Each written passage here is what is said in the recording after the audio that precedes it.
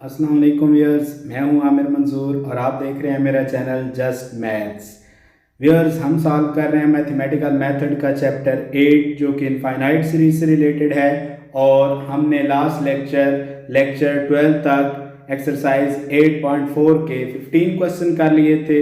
आज उससे onward next question हम सॉल्व करेंगे, लेकिन इससे पहले अगर आपने हमारा चैनल सब्सक्राइब नहीं किया तो पहले चैनल को सब्सक्राइब करें और साथ में बेल आइकन के बटन को प्रेस कर दें ताकि आपको आने वाली तमाम वीडियोस की अपडेट्स मिलती रहें। और इसके अलावा अगर आप पिछले किसी भी लेक्चर की वीडियो देखना चाहते हैं तो नीचे डिस्क्रिप्शन में तमाम वीडियोस के लिंक दे दिए गए हैं, आप वहां से देख सकते हैं।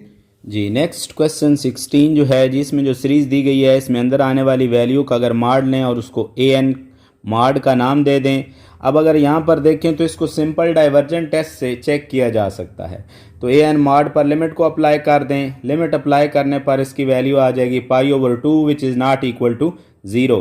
सो by divergent test summation 1 to infinity a n mod diverges. तो ये माड वाली सीरीज डाइवर्ज कर गई है जी। अब हमने ये देखना है कि ओरिजिनल जो आपके पास अल्टरनेटिंग सीरीज है इसका बिहेवियर क्या है। Now we check the given series. Take a n is equal to tan inverse of n. हम माइनस वाली वैल्यू जो है -1 की पावर वाली वैल्यू उसको छोड़ के बाकी जो वैल्यू बचती है उसको हम ए एन की इक्वल लिखते हैं। अब यहाँ पर देखें ए एन और ए एन माड दोनों की वैल्यू एक जैसी है। तो मैं यहाँ पर अल्टरनेटिंग सीरीज टेस्ट की सेकंड कंडीशन को चेक करने जा रहा हूँ। तो पहले इसका रेफरेंस यहाँ पर दे रहा हूँ as limit n approaches to infinity a n mod. ये अभी हम यहाँ पर देख के आए हैं कि ऊपर इसकी वैल्यू जो है वो 0 की इक्वल नहीं है और इधर हमने लिखा है कि ए एन और ए एन माड दोनों इक्वल हैं। तो ए एन माड की जगह आप ए एन को पुट कर दें तो ये शो हो गया कि ए एन जो है उस पर लिमिट को अप्लाई करें तो उसका आंसर 0 की इक्वल नहीं आता। इससे ये पता चला कि अल्टरनेटिंग सीरीज टेस्ट की सेकंड कंडीशन सेटिस्फाई नहीं होती। तो अगर एक भी कंडीशन पूरी ना हो तो अल्टरनेटिंग सीरीज टेस्ट के मुताबिक फिर वो सीरीज डाइवर्जेंट हो जाती है। तो ये अल्टरनेटिंग सीरीज जो है ये डाइवर्जेंट हो गई। तो माड वाली सीरीज भी डाइवर्जेंट थी और अल्टरनेटिंग सीरीज टेस्ट के मुताबिक गिवन अल्टरनेटिंग सीरीज भी डाइवर्जेंट हो गई। इस वजह से हम कहेंगे कि जो गिवन सीरीज है वो टोटली डाइवर्जेंट है।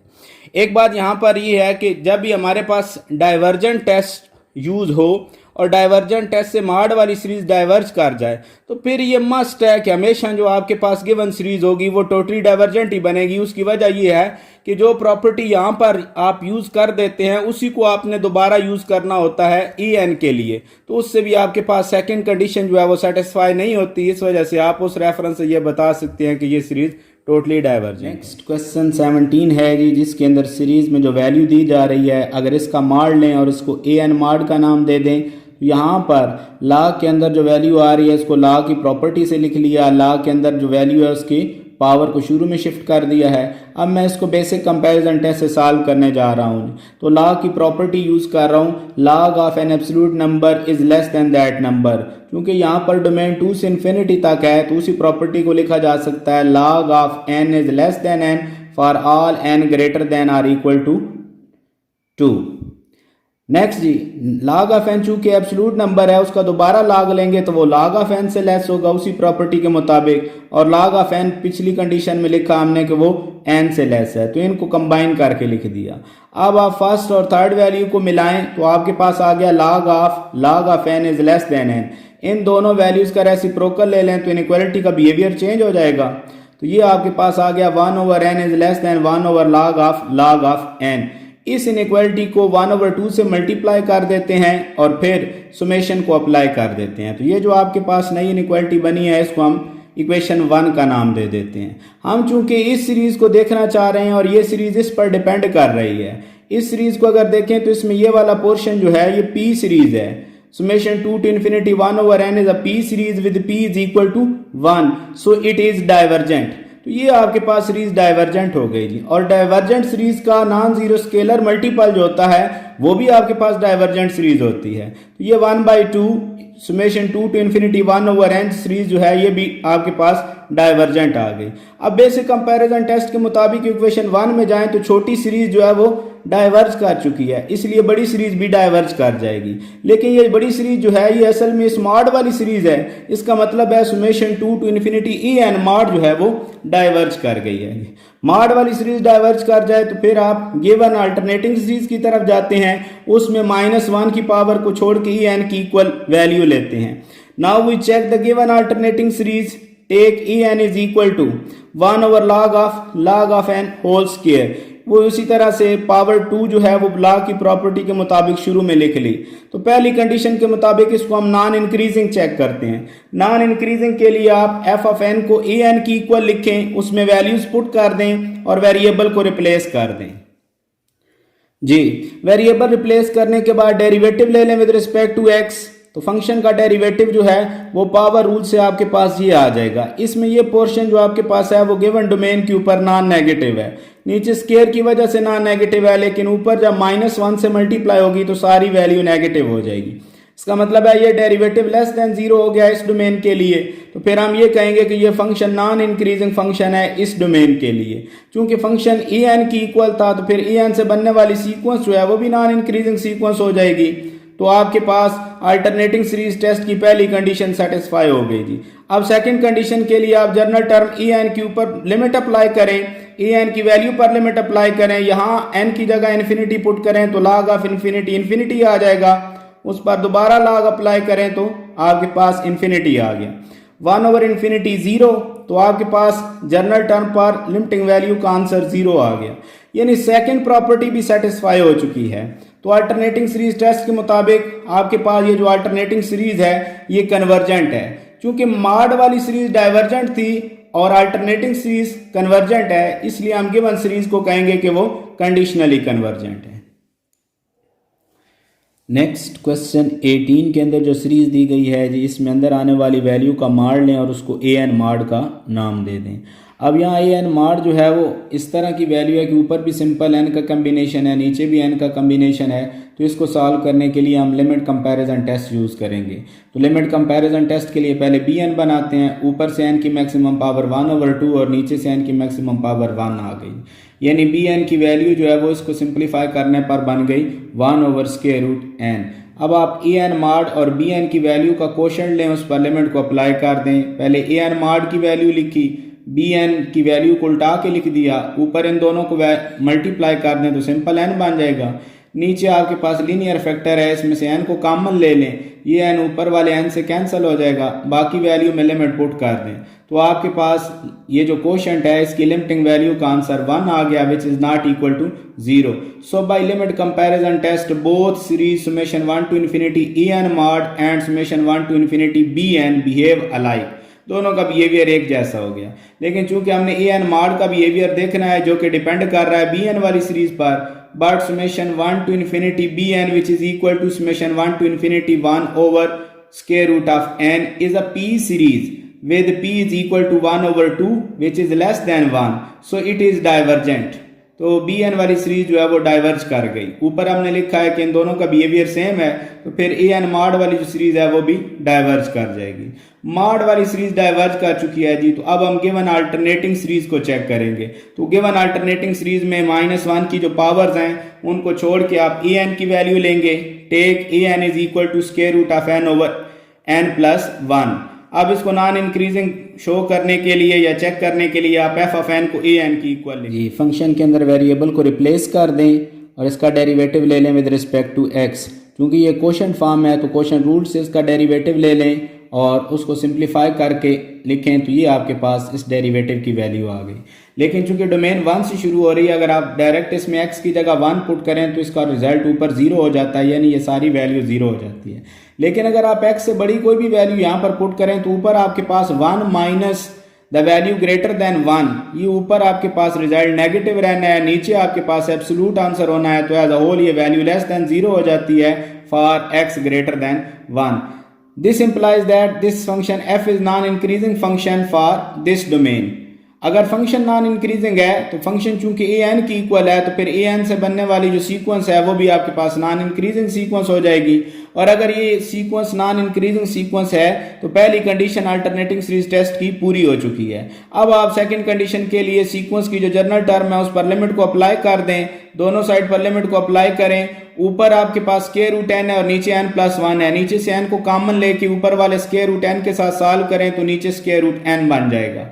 अब इसमें लिमिट अप्लाई करें तो ये आपके पास आ गया 1/∞ into 1 + 0 which is equal to 0। तो सेकंड कंडीशन जो है वो भी सेटिस्फाई हो चुकी है जी। तो अल्टरनेटिंग सीरीज टेस्ट की दोनों कंडीशंस पूरी हो गई तो अल्टरनेटिंग सीरीज जो है वो अल्टरनेटिंग सीरीज टेस्ट के मुताबिक कन्वर्जेंट हो गई। मॉड वाली सीरीज डाइवर्जेंट थी और अल्टरनेटिंग सीरीज टेस्ट के मुताबिक अल्टरनेटिंग सीरीज जो है वो कन्वर्जेंट है, इसलिए गिवन सीरीज को हम कहेंगे कि वो कंडीशनली कन्वर्जेंट है जी। नेक्स्ट क्वेश्चन 19 में जो सीरीज है इसके अंदर आने वाली वैल्यू का मॉड लें और उसको एन मॉड की इक्वल लिख दें जी। अब यहाँ पर देखें तो ऊपर n की मैक्सिमम पावर 2 है और नीचे दोनों लीनियर फैक्टर्स में से भी n को कॉमन लें तो n की मैक्सिमम पावर 2 बन जाती है, यानी उसको कैंसिल किया जा सकता है। तो इसको अगर हम डाइवर्जेंट टेस्ट की तरफ जाएं तो आसानी से सिंप्लीफाई किया जा सकता है। तो मैं एन मॉड पर लिमिट को अप्लाई कर रहा हूँ, नीचे दोनों लीनियर फैक्टर्स में से n को कॉमन ले लिया, वो ऊपर वाले n स्क्वायर के साथ कैंसिल, बाकी वैल्यूज पर लिमिट को अप्लाई कर दिया है। तो ये वैल्यू आ गया आपके पास 1/2 + 0 इंटू 1 + 0 यानी 1/2 आ गया which is not equal to 0। So by divergent test this series summation 1 to ∞ e n mod diverges. Mod वाली सीरीज जो है वो डाइवर्ज कर चुकी है। तो डाइवर्जेंट टेस्ट के मुताबिक अगर मॉड वाली सीरीज डाइवर्ज कर जाए तो हमने अभी पहले डिस्कस किया है कि गिवन सीरीज लाजमी टोटली डाइवर्ज करती है और उसके लिए सिंपल इसी रिलेशन को दोबारा हम लेते हैं कि अल्टरनेटिंग सीरीज में जनरल टर्म ए एन जो है वो -1 की पावर को छोड़ के लेते हैं। इसको अगर देखें तो ये आपके पास ए एन मॉड की इक्वल है। अभी आप ऊपर शो करके आए हैं कि limit n approaches to infinity a n mod जो है इसका आंसर 0 की इक्वल नहीं है, तो ए एन मॉड की जगह ए एन लिखा जा सकता है क्योंकि ये दोनों वैल्यूज आपस में इक्वल हैं। इससे ये शो हुआ कि n approaches to infinity a n ये लिमिट के साथ 0 की इक्वल नहीं है। तो अल्टरनेटिंग सीरीज टेस्ट की सेकंड कंडीशन पूरी नहीं हो रही, इस वजह से अल्टरनेटिंग सीरीज टेस्ट के मुताबिक जो गिवन अल्टरनेटिंग सीरीज है वो डाइवर्जेंट है। तो मॉड वाली सीरीज भी डाइवर्जेंट थी, अल्टरनेटिंग सीरीज टेस्ट के मुताबिक अल्टरनेटिंग सीरीज भी डाइवर्जेंट हो गई, इसीलिए हम गिवन सीरीज को कहेंगे कि वो टोटली डाइवर्जेंट है जी। नेक्स्ट क्वेश्चन 20 के अंदर जो सीरीज दी जा रही है इसमें अंदर आने वाली वैल्यू का मॉड लें और उसको ए एन मॉड की इक्वल लिख दें। अब आपके पास जहाँ जो ऊपर वैल्यू आ रही है साइन हाइपरबोलिक ऑफ n, इसकी वैल्यू लिख दें e power n minus e power -n/2। 2 से कैंसिल हो जाएगा, बाकी वैल्यू जो है इनको सिंप्लीफाई कर लें। ऊपर से आप जो e पावर -n है इसको नीचे शिफ्ट करें और फिर इनका एलसीएम ले लें और नीचे वाली वैल्यूज को आपस में मल्टीप्लाई कर दें तो ये आपके पास ए एन मॉड की वैल्यू आ गई। ऊपर e की पावर n की फॉर्म में है, नीचे भी e की पावर n की फॉर्म में है। तो ऐसे क्वेश्चन हम पहले सॉल्व कर चुके हैं कि ऐसे क्वेश्चन को हम लिमिट कंपैरिजन टेस्ट से सॉल्व करते थे। तो bn बनाने के लिए ऊपर से e की मैक्सिमम पावर ले ली, नीचे से भी e की मैक्सिमम पावर ले ली, इसको सॉल्व करें तो bn की वैल्यू 1/e पावर n आ गई। अब ए एन मॉड और bn की वैल्यू के क्वेश्चन लें, उन पर लिमिट को अप्लाई कर दें। पहले एन मॉड की वैल्यू लिखी, bn की वैल्यू को उल्टा के लिख दिया।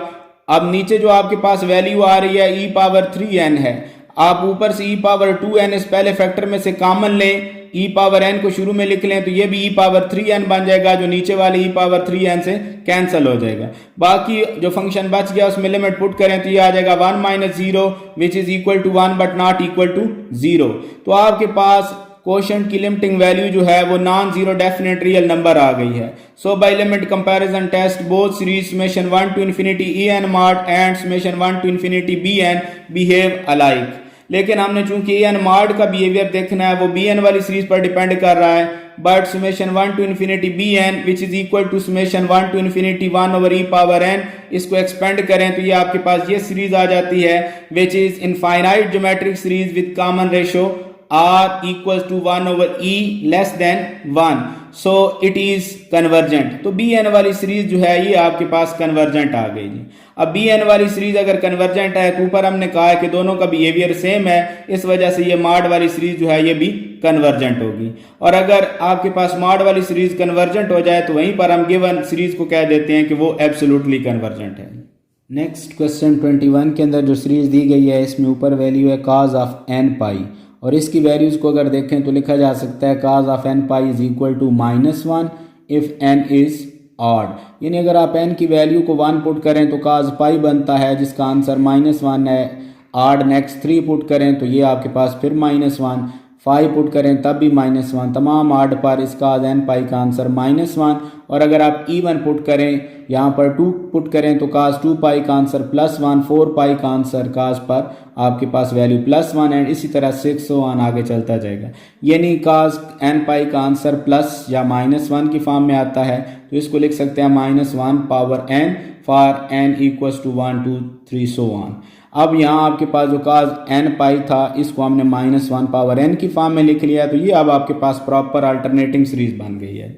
इसको चेक करने के लिए आप अंदर आने वाली जो वैल्यू है इसका माड लें और उसको an माड की इक्वल लिख दें, तो ये आ गया आपके पास 1/n + 3। ये n के कम्बिनेशन की फॉर्म में वैल्यू है, तो इसको लिमिट कंपैरिजन टेस्ट से सॉल्व कर लेते हैं। तो bn बनाने के लिए आप ऊपर और नीचे से n की मैक्सिमम पावर को लें, तो bn की वैल्यू 1/n बनती है। अब an माड और bn के क्वोशंट पर लिमिट अप्लाई कर दें। पहले an माड की वैल्यू लिखें, bn की वैल्यू को उल्टा के लिख दें, ऊपर n आ गया और नीचे जो आपके पास लीनियर फैक्टर है इसमें से n को कॉमन लें, ऊपर वाले n के साथ कैंसिल कर दें, बाकी फंक्शन में लिमिट पुट करें तो ये आता है 1/1 + 0 which is equal to 1 but not equal to 0। तो इस क्वेश्चन का आंसर आपके पास non zero definite real number आ गया।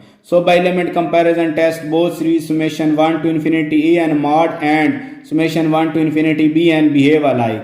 लेकिन चूंकि हमने an mod का बिहेवियर देखना है वो bn पर डिपेंड कर रहा है, तो bn की कंडीशन को देख लेते हैं जी। But summation 1 to infinity bn which is equal to summation 1 to infinity 1/n is a p series with p is equal to 1, so it is divergent। तो आपके पास bn वाली सीरीज जो है वो डाइवर्जेंट आ गई।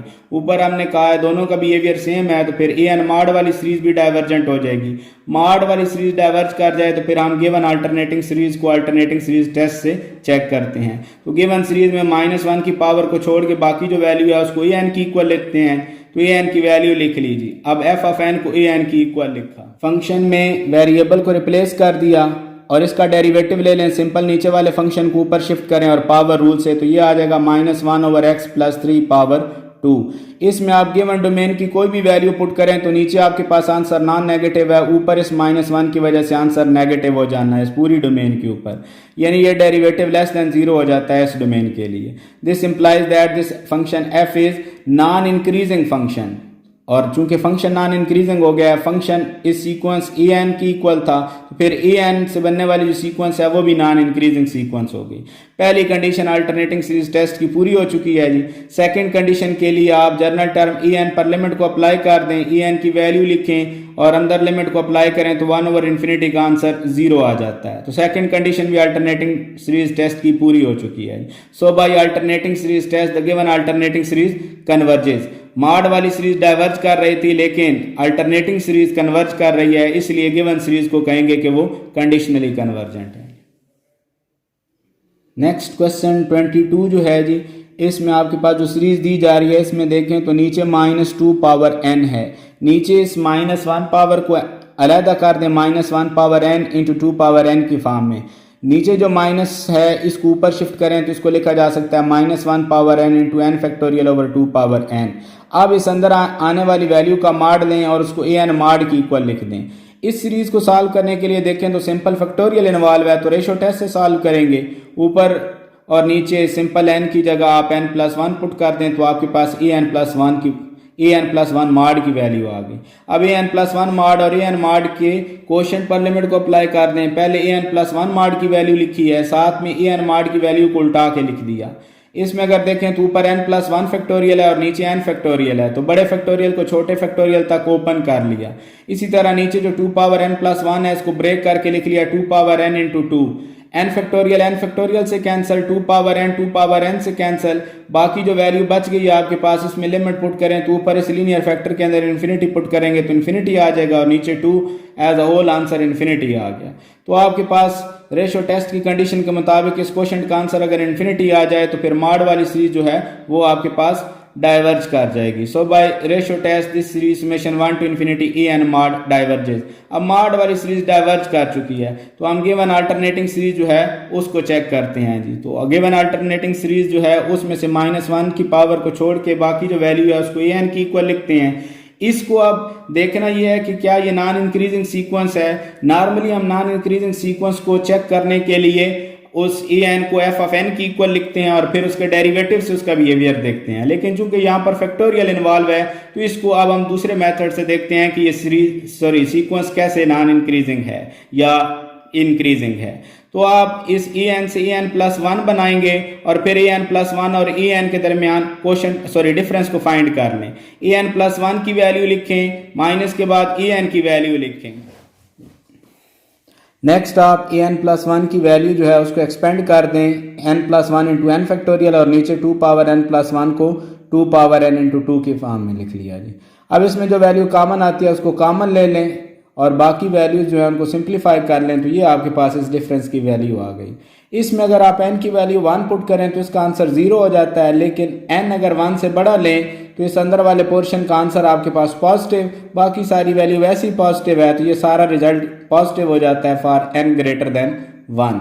इसका मतलब है ए एन प्लस 1 जो है वो ए एन से ग्रेटर हो जाएगा इस डोमेन के लिए, तो ये सीक्वेंस आपके पास इंक्रीजिंग सीक्वेंस हो जाएगी। तो अल्टरनेटिंग सीरीज टेस्ट के मुताबिक पहली कंडीशन जो है उसमें अगर सीक्वेंस नॉन इंक्रीजिंग हो तो फिर आप सेकंड केस की तरफ जाते हैं, लेकिन यहाँ पर चूंकि सीक्वेंस इंक्रीजिंग सीक्वेंस हो चुकी है तो अल्टरनेटिंग सीरीज टेस्ट के मुताबिक ये सीरीज जो आपके पास डाइवर्जेंट हो जाएगी। मॉड वाली सीरीज पहले ही डाइवर्जेंट थी, अल्टरनेटिंग सीरीज भी डाइवर्जेंट है, इसलिए गिवन सीरीज को हम कहेंगे कि वो टोटली डाइवर्जेंट है। नेक्स्ट क्वेश्चन 23 जो है जी, इसमें जो सीरीज के अंदर वैल्यू आ रही है इसमें इस माइनस की पावर को अलहदा करें तो लिखा जा सकता है -1 power n into 2 power n over 3 power n plus 1। अब इस सीरीज के अंदर जो वैल्यू है उसका मॉड लें और उसको ए एन मॉड की इक्वल लिख दें जी। अब आपके पास जो ए एन मॉड की वैल्यू आ रही है ये 2 power n over 3 power n की फॉर्म में है। इस तरह के क्वेश्चन हमने लिमिट कंपैरिजन टेस्ट से सॉल्व किए हैं, तो ऊपर से आप 2 पावर n ले लें और नीचे से 3 पावर n कॉमन ले लें तो आपके पास बी एन की वैल्यू ये आ गई जी। अब ए एन मॉड और बी एन की वैल्यू का क्वोशंट लें और उस पर लिमिट को अप्लाई कर दें। पहले आप ए एन मॉड की वैल्यू को लिखेंगे और बी एन की वैल्यू को साथ में उल्टा कर लिख देंगे। अब इसको सिंप्लीफाई करें तो 2 पावर n के साथ कैंसिल, इस वैल्यू में से 3 पावर n को कॉमन ले लें तो अंदर आ जाएगा 1 प्लस 1 ओवर 3 पावर n। ये 3 पावर n ऊपर 3 पावर n से कैंसिल, बाकी जो फंक्शन बच गया उसमें लिमिट पुट कर दें तो ये आ जाएगा 1 ओवर 1 प्लस 0, यानी इस क्वेश्चन की लिमिट का आंसर 1 आ गया which is definite non zero real number. So by limit comparison test both series summation 0 to infinity e n mod and summation 0 to infinity b n behave alike, but summation 0 to infinity b n which is this series, इसको open करें तो ये आपके पास infinite geometric series आ जाती है जिसमें common ratio 2/3 less than 1 है। इस वजह से ये बी एन वाली सीरीज जो है ये कन्वर्जेंट है। ऊपर हम कह चुके हैं दोनों सीरीज का बिहेवियर सेम है, इस वजह से ये ए एन मॉड वाली जो सीरीज है वो भी कन्वर्जेंट हो जाएगी और मॉड वाली सीरीज कन्वर्जेंट हो जाए तो गिवन सीरीज को फिर एब्सोल्युटली कन्वर्जेंट कहा जाए। नेक्स्ट क्वेश्चन 24 इंतहाई इंपॉर्टेंट क्वेश्चन है जी। इसमें जो सीरीज दी गई है इसके अंदर आने वाली वैल्यू का मॉड लें और इसको ए एन मॉड की इक्वल लिख दें। अब इसको हम इंटीग्रल टेस्ट से सॉल्व करेंगे, इसके अंदर जो वैल्यू है उसको आसानी से इंटीग्रेट किया जा सकता है। बाकी टेस्ट जो है उनके रेस्पेक्ट से कंपैरेटिवली इंटीग्रल टेस्ट इसमें इजी है जी।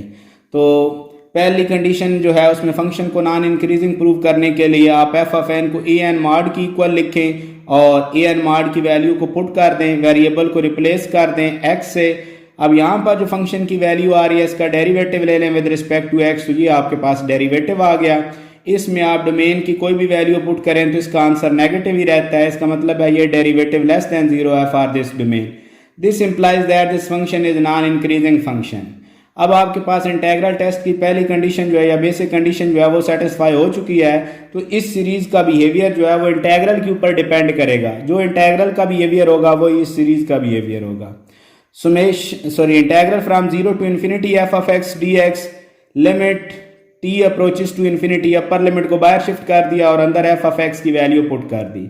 अब इसके अंदर मैं पहले लिमिट के बगैर सिंपल जो इंटेग्रल है उसको सॉल्व कर रहा हूँ। इंटेग्रल को दोनों वैल्यूज पर अलग-अलग ऑपरेट कर दें। पाई ओवर 2 का integral with respect to x pi over 2 into x आ जाएगा और tan इनवर्स ऑफ एक्स को इंटीग्रेट करने के लिए दूसरा फंक्शन साथ में 1 बना लिया।